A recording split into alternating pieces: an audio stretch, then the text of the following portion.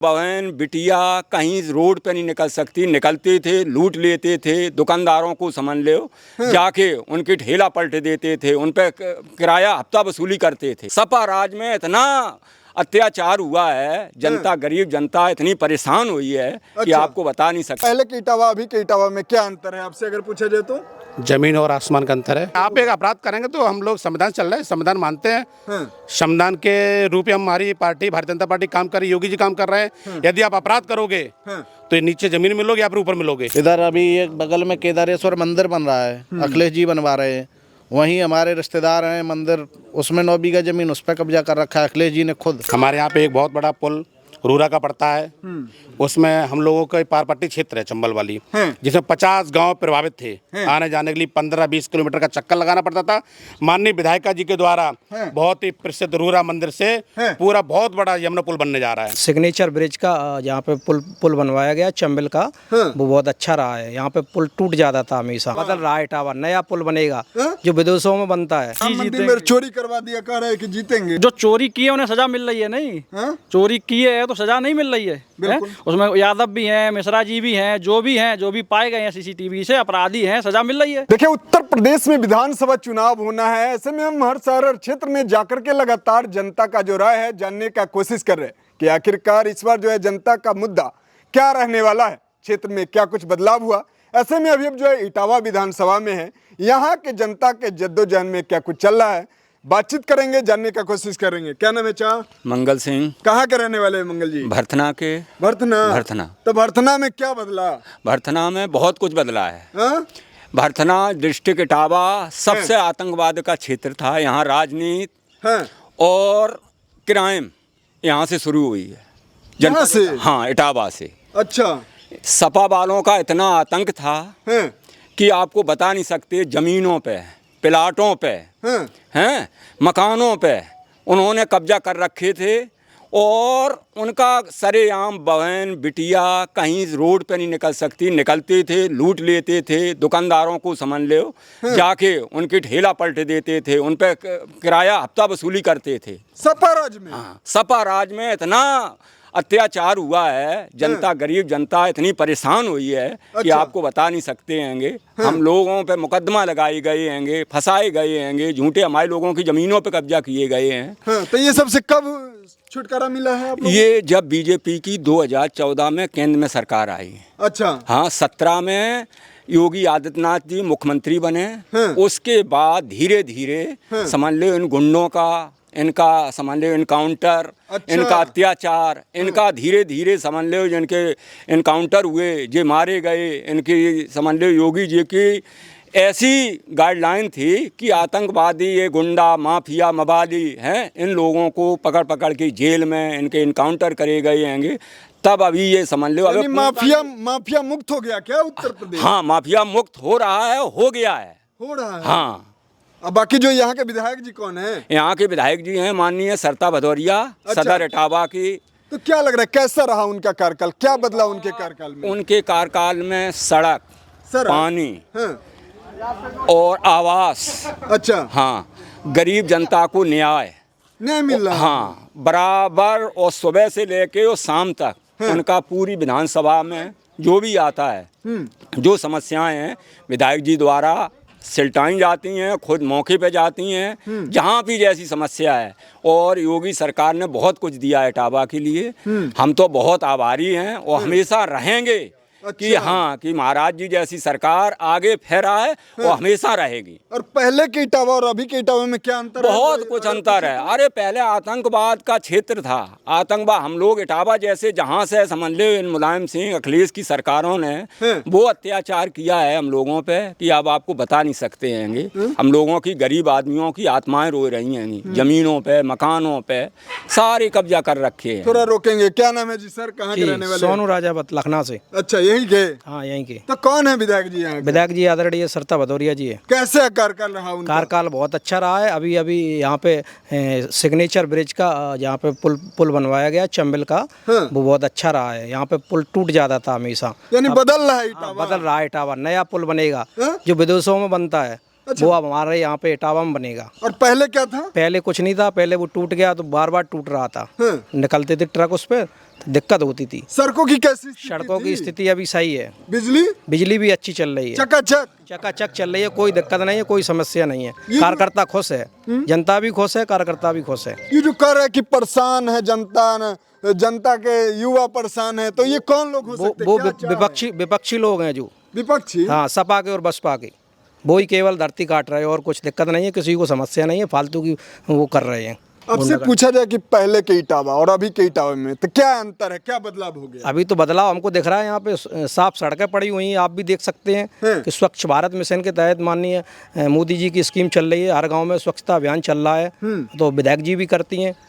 जगह जगह सुरक्षा के दृष्टिकोण में कैसा है इटावा? सुरक्षा बहुत अच्छी है, अभी इस टाइम पे बहुत अच्छी सुरक्षा चल रही है। पुलिस प्रशासन रात में 24 घंटे ड्यूटी कर रहा है, हर चौराहे पे, हर तिराहे पे मिलेंगे आपको 2-2 4-4 और कर। पहले कुछ नहीं था, पहले बसें लुट जाती थी, बहुएं बिटियां लुट जाती थी और सोना चांदी लूट लिया जाता था। ये अब कुछ नहीं होता है। कहा जाता है कि पहले 5 बजे के बाद निकलना मुश्किल था, इसकी क्या हकीकत है? नहीं, बिल्कुल हकीकत है। 5 बजे दिन में भी समझ लो कोई बैंक से पैसा निकाल के ले जा रहा है, सरेआम लूट होती थी। अच्छा। हाँ। और अब नहीं, अब लूटोगे तो या तो गोली पड़ेगी या फिर समझ ली जेल में होगे। कहते हैं कि युवा जो है ना बहुत बेरोजगार हो गया। नहीं, युवा क्यों बेरोजगार है? युवा तो खूब कर रहा है, अपनी मेहनत कर रहा है, काम कर रहा है, खूब पैसा पैदा कर रहा है, हाँ, कोई दिक्कत नहीं है युवाओं को, सब सही है। देखिए और लोग हैं जानने की कोशिश कर रहे हैं। क्या नाम है सर? राहुल राजपूत। कहाँ के रहने वाले हैं राजपूत जी? थोड़ा इधर आ जाइए, इधर आ जाइए। इटावा में उदी मोड़ के रहने वाला हूँ हाँ। और भारतीय जनता पार्टी का निवर्तमान जिले के मंत्री हूँ। अच्छा। तो क्या लग रहा है इटावा, पहले के इटावा अभी के इटावा में क्या अंतर है आपसे अगर पूछा जाए तो? जमीन और आसमान का अंतर है। मतलब माननीय मोदी जी, माननीय योगी जी की सरकार में योगी जी में लोकप्रिय मुख्यमंत्री बुलडोजर बाबा के नाम से प्रसिद्ध है। एक भी अपराधी माननीय मुख्यमंत्री जी के कार्यकाल में बिल्कुल इटावा जनपद छोड़ो पूरे प्रदेश की बात कर रहा हूँ। और अखिलेश जी? अखिलेश जी की मैं बात ही नहीं करता, मैं बहुत कम जानता हूँ वैसा, क्योंकि विगत 9 वर्षों में जो भी महिलाओं को उत्पीड़न की बात करते हैं आप, तो अखिलेश शासन में रात के अभी हमारा क्षेत्र पड़ता है उदी चंबल बेड़ में। चंबल बेड़ में आप, ये हमारे पारपट्टी के लोग हैं, तो आप बात करेंगे शाम के 5 बजे के बाद चंबल के क्षेत्र में महिलाएं निकलना बिल्कुल मुश्किल था। आज के दौर में बाबा जी के शासन में और आज यदि शाम के 5 बजे से लेकर रात के 12 बजे दिन में निसंकोच निडर महिलाएं, हमारी बहन बेटियां कभी भी घर से निकल सकती हैं, आ जा सकती हैं, कोई डर नहीं है, भयमुक्त प्रदेश है हमारा।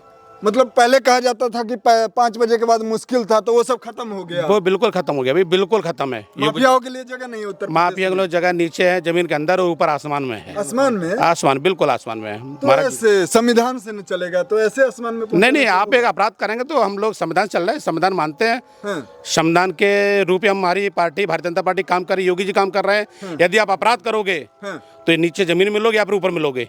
ये सही है क्या सर? ये सही बोल रहे हैं? बिल्कुल सही बोल रहे हैं, बिल्कुल ठीक बोल रहे हैं। अपराधियों के लिए जगह नहीं उत्तर प्रदेश में? क्या कहाँ है बताइए ना? पतीक अहमद कहाँ है? मुख्तार अंसारी कहाँ है? ये ऐसे खूंखार अपराधी थे जो खाल खींच लेते थे, जिंदा इंसानों की खाल खींच के चौराहे पर रख देते थे।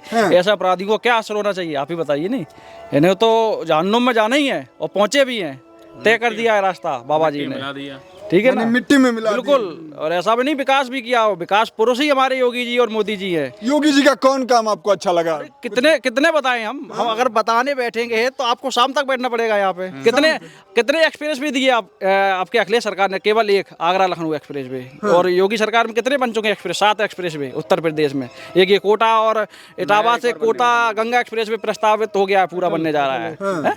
यहाँ पे डीएम, सपा सरकार के तत्कालीन डीएम कमीशन मांगते थे, शिवपाल और अखिलेश नहीं देते थे तो बुला के पीटे जाते थे, गर्दन की हड्डी टूट गई थी। पता करना आप, सपा गवर्नमेंट में डीएम को मारा था स्विमिंग पूल में गिरा के। यानी संविधान को रौंदा जा रहा था। गुंडई थी, चरम पर गुंडई थी। आप बिल्कुल रामराज है, सुशासन है, कायदे में है। बिल्कुल कहना है योगी जी का, कायदे में रहोगे तो फायदे में रहोगे। ये उत्तर प्रदेश की जनता बोल रही है। ये जनता बोल रही है, ये जनता बोल रही है। जनता नहीं बोल रही है तो क्यों योगी जी दोबारा रिपीट हो गए? क्यों नहीं मायावती ने लगातार सरकार बना ली? क्यों अखिलेश लगातार नहीं आ गए? कह रहे संभाल नहीं पा रहा है उत्तर प्रदेश। कौन?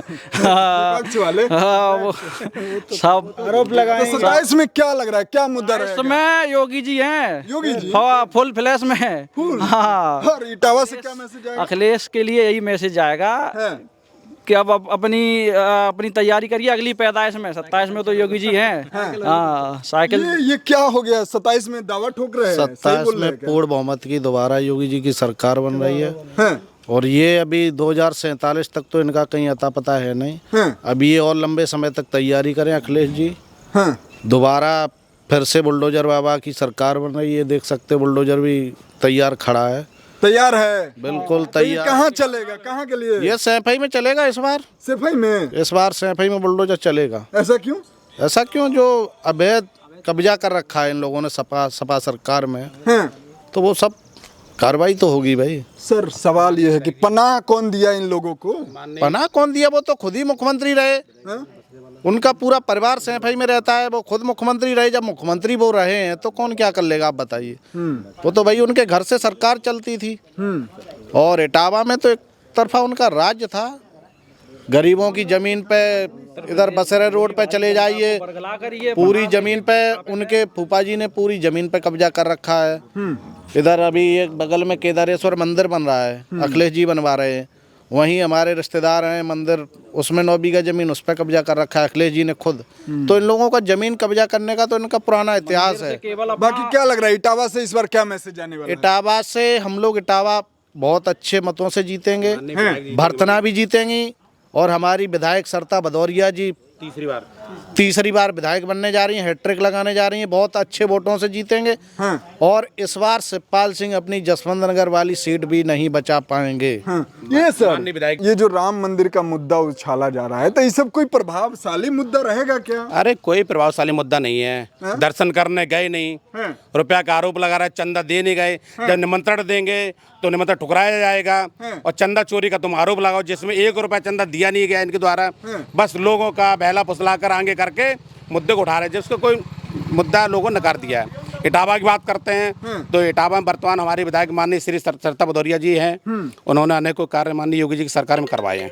हमारे यहाँ पे एक बहुत बड़ा पुल रूरा का पड़ता है, उसमें हम लोगों का पारपट्टी क्षेत्र है चंबल वाली, जिसमें 50 गांव प्रभावित थे। आने जाने के लिए 15-20 किलोमीटर का चक्कर लगाना पड़ता था। माननीय विधायिका जी के द्वारा बहुत ही प्रसिद्ध रूरा मंदिर से पूरा बहुत बड़ा यमुना पुल बनने जा रहा है। उसका माननीय विधायक जी द्वारा भूमि पूजन बहुत जल्दी किया जाएगा और रुपये प्रस्तावित हो चुका है। ये सर राम मंदिर सिग्नेचर ब्रिज चंबल पुल से, जो शायद भारत में 4-5 ब्रिज हैं केवल, और चौथा ब्रिज बनने जा रहा है। माननीय इटावा सदर में बसरा क्षेत्र में बाईपास बनाने का कार्य माननीय विधायक जी के द्वारा हुआ। और आपका उदी मोड़ से जो ओवर बनना है सिग्नेचर ब्रिज, ये माननीय विधायक जी के द्वारा ही हुआ है। इटावा में जल भराव की समस्या हो, और कारण पुल के पास में अभी शहर में आने जाने की समस्या बहुत ज़्यादा थी, तो माननीय विधायक जी के द्वारा ये सारे कार्य कराए जा रहे हैं। ये सही बोल रहे हैं, बदल रहा है विधायक जी के बिल्कुल बिल्कुल 100% सही बोल रहे हैं। कौन सा काम आपको अच्छा लगा विधायक जी का? विधायक जी के सारे काम अच्छे हैं। इटावा में जितने भी सरकार द्वारा उन्होंने कराए हैं सारे काम अच्छे हैं उनके। अभी तो सिग्नेचर ब्रिज पे सभी लोग फोटो खिंचाने और जाया करेंगे, वहाँ पर फोटो खिंचाएंगे, बहुत अच्छा सेल्फी लेने जाया करेंगे। इतना अच्छा ब्रिज बनने वाला है, यानी बदल रहा है। बिल्कुल बदल गया है, बहुत बदल गया है पहले से। अब तो बहुत ही कुछ बदल गया है हमारे उत्तर प्रदेश के अंदर और पूरी भारत के अंदर। मोदी जी की सरकार है, पूरे भारत में ही बदलाव है। आप तो देख ही रहे हैं। हाँ बिल्कुल। क्या लग रहा है विपक्ष किस मुद्दा के साथ जो है अब जनता के बीच जाएगी? विपक्ष के पास कोई मुद्दा ही नहीं है। वो एक ना एक कोई नया उल्टा सीधा मुद्दा बनाते रहते हैं। उसी मुद्दे को लेके लोगों को बहला फुसला कर जीतना चाहते हैं। लेकिन जनता बिल्कुल जागरूक हो चुकी है, उसे किसी प्रकार का भय नहीं है। योगी जी जीतेंगे, बहुत अच्छे वोटों से जीतेंगे इस बार। और जीतेंगे बिल्कुल योगी जी जीतेंगे। में चोरी करवा दिया, कह रहे हैं कि जीतेंगे। कहाँ? जो चोरी किए उन्हें सजा मिल रही है। नहीं चोरी किए है तो सजा नहीं मिल रही है। उसमें यादव भी हैं, मिश्रा जी भी हैं, जो भी पाए गए हैं सीसीटीवी से अपराधी हैं, सजा मिल रही है। जो गलत पाए जा रहे हैं उन पर कार्रवाई हो रही है। पेपर लीक में 10 साल की सजा, 10 करोड़ का जुर्माना है तय किया है। जो कुछ है कार्रवाई हो रही है। नहीं गलत नहीं हो गया सरकार में। कहाँ गलत हो रहा है बताइए? चोर कोई भी हो, किसी भी सरकार का, उसे सजा पर्याप्त उसे मिल रही है। यानी कोई जाति धर्म काम नहीं करेगा, जो अपराधी होगा उसका। बिल्कुल। जो अपराधी है भले वो किसी जाति धर्म का हो, सरकार में निष्पक्ष कार्रवाई होनी है योगी सरकार में। निष्पक्ष होगी। सर कहा जाता है कि धर्म देख करके बुलडोजर एक्शन होता है। नहीं ऐसा नहीं है। जो गलत करेगा उस पर बुलडोजर चलेगा। इसमें धर्म और जाति देख के नहीं। अपराधी किसी भी जाति का हो, अपराधी है। बाकी अतीक अहमद का जो एनकाउंटर हुआ, आप देखते थे इटावा वाले समाजवादी पार्टी सरकार में हैं। अतीक अहमद के घर से सरकार चलती थी। हैं। माननीय मुलायम सिंह यादव जी उनके कुत्तों को खिलाया करते थे। समझ मुलायम सिंह यादव जी, ये समाजवादी पार्टी का रहा है। तो आप समझ सकते हो ऐसे गुंडों के यहाँ से सरकार चलती हो तो आप समझ सकते हो फिर सरकार में होगा क्या। तो क्या गुंडे लग रहा है? माफिया ही पलेंगे फिर तो क्या लग रहा है जनता दोबारा मौका देगी? जनता वो तो पूरे तरीके से मन बना चुकी है उत्तर प्रदेश की जनता योगी जी को तीसरी बार यानी मुख्यमंत्री। जमानत जब्त करा देंगे क्या? जमानत जब्त इस बार ये लगभग 50 सीट से नीचे ही रह जाएंगे। हाँ। कितनी भी ताकत लगा लें समाजवादी पार्टी के लोग, और बीजेपी पूर्ण बहुमत की सरकार बनाएगी। पूर्ण बहुमत की ये क्या हो गया है? पूर्ण बहुमत की सरकार बनेगी बीजेपी। हैं।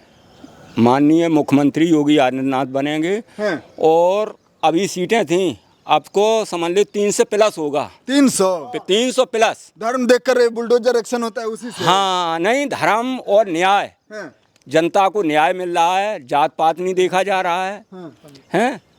जात पात नहीं देखा जा जात रहा है। पात नहीं देखा, जनता माफिया को के लिए न्याय। तो जगह नहीं है। जितनी पेंसिल थी वृद्धा सपा में समझ लो फर्जी, 35 साल के आते उनकी 60 साल की पेंशन है। समाजवादी में जितना फर्जी काम हो सकता था उतना समझ लो, नौकरियां फर्जी। हैं। हाई स्कूल पास नहीं होंगे, नौकरी लग गई। इटावा जनपद से हाँ। इतना अच्छा मैसेज जाएगा कि आप कहोगे उनका तो यहाँ से ही घर है, यहीं से पूरे समझ लो उनका क्राइम। ठीक है, समय दिए बहुत बहुत धन्यवाद। कुल मिलाकर इटावा के जनता का जो राय था लगातार हम आपके पास पहुंचा रहे थे। बाकी आपका प्रतिक्रिया क्या कहता है नीचे को इंतजार करेंगे। मिलते किसी अन्य खास खबरों के साथ, लेना चाहेंगे विदा। नमस्कार, जय हिंद, वंदे मातरम।